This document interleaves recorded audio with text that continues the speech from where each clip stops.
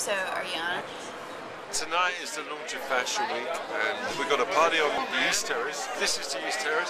On the other side is the West Terrace, and then into the main room.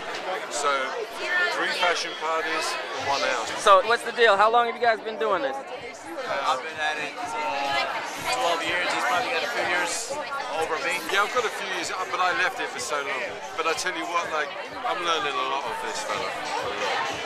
It goes both ways. How'd you come up with the name for the company? To me, the way the royalty's taken care of and kind of attended to, that for me was basically the genesis of the name. And I wanted to cater to our clients and people that came out. So, Royale Marketing. Nightlife and partying, it's a little bit aspirational. It's definitely fantasy, because otherwise you'd stay at home.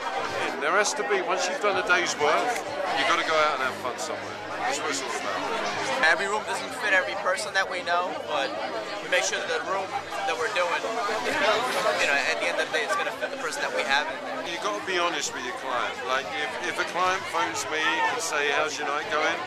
And it's not going great, I tell them it's not going great. We're looking to get into a lot of new areas, and one of the great things is having a person like him around, because he's been in a lot of areas, and kind of meshing some of the resources that we have to see how we can take advantage of everything and anything that we can get our hands on.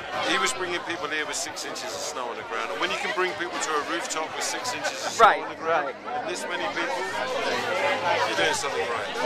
I think by next February, and definitely by this time next year, Royale will be highly active in fashion.